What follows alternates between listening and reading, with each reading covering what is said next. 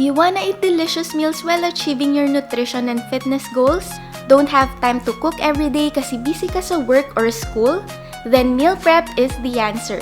Preparing meals in advance allows us to be in control of the ingredients, portion sizes, and budget, and saves us time throughout the week.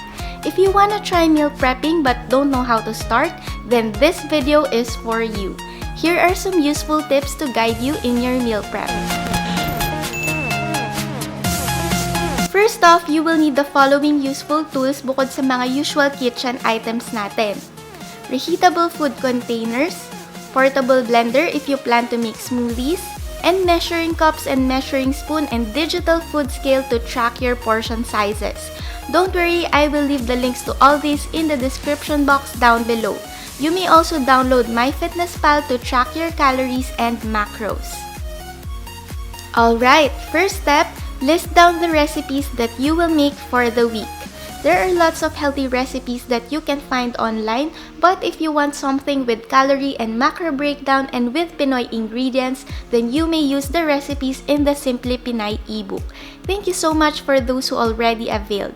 If not, you may check the link in the description box. Next, list down the ingredients you need to make these recipes. I like to categorize them into meats and proteins, veggies and fruits, and grains and others so I don't have a hard time navigating the aisles of the grocery store. Now let me show you what I got for my first batch of meal prep this week.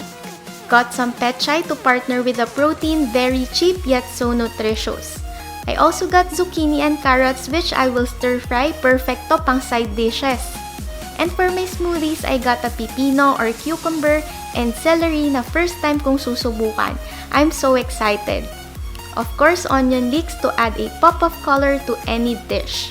Got some bananas, apples for smoothies, green apple for snacking, and lemons. Other items I got are sparkling water, sugar-free zero-calorie iced tea sweetened with stevia, corn kernels na favorite kong ilagay sa kahit anong dishes, and kimchi, another favorite health food of mine. Got some popcorn for snacks and a chocolate bar for when craving hits. Sanitize and wash the items. This is a very important step, especially ngayong time of pandemic.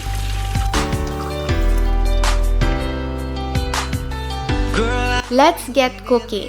Start by cooking your grains. Today I'm having red rice, which has lots of health benefits, although it almost has the same amount of calories as our good old white rice. While the rice is cooking, let's cut our vegetables and fruits.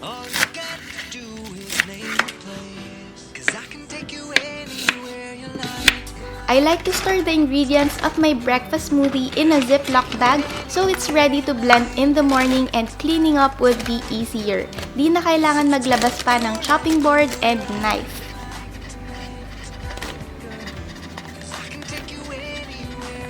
Set the vegetables aside and let's prep the proteins. For this week, I'm having tofu and chicken breasts which are low in calories but are complete protein sources.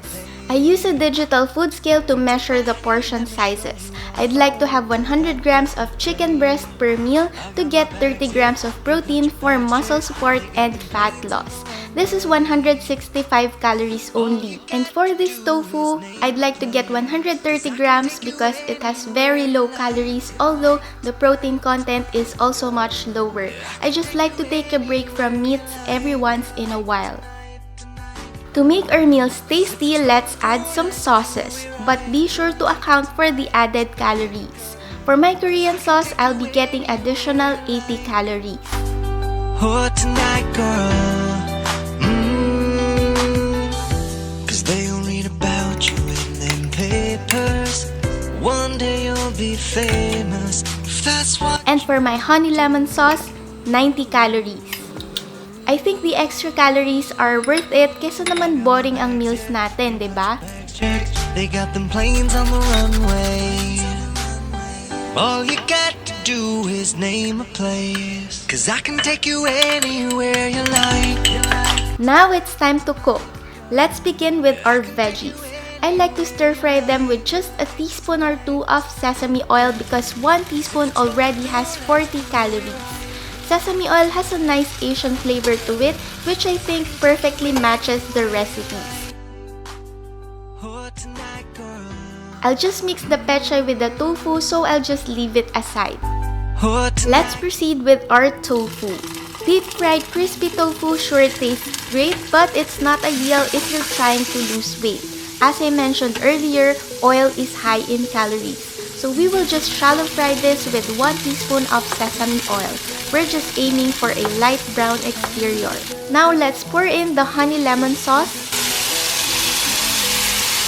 Add the pechay and stir fry it until fully cooked. Transfer to a serving bowl and set aside. Now let's do the chicken, which I've already marinated in the Korean sauce. Alright, it's time to assemble. Let's start with the rice. 1 serving is 1/2 cup for 100 calories. Next, the proteins. Let's divide each dish equally into 2 servings. And lastly, the veggies. Now these will be my lunch and dinner meals for the next 2 days. I will have the green smoothies for breakfast. After 2 days, another meal prep ulit para hindi gaanong repetitive ang recipes and so the ingredients will be fresh. Let's close the lid and store them in the fridge. All we have to do is to reheat them in the microwave when it's time to eat. You want some more? It's only fair.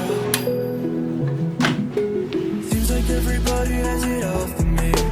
Don't expect a call or a reply from me. I don't really care about your honesty. Voices in my head, I need the company. Since you've reached this part of the video, I have a bonus for you. Let's make a low-calorie snack.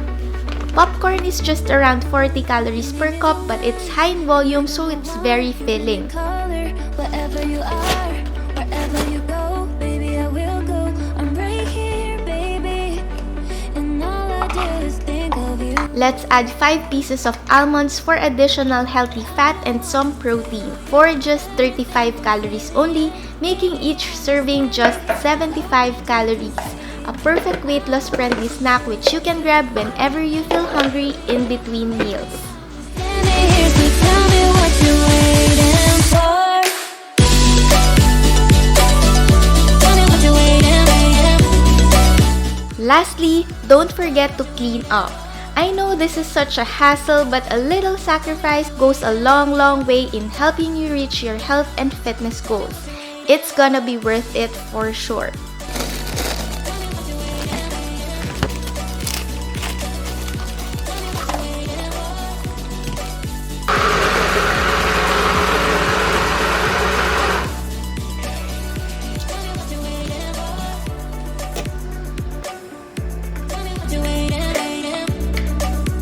And there you have it. Now you're ready for your own meal prep. Enjoy! This is Kat, and as always, stay fit and stay healthy.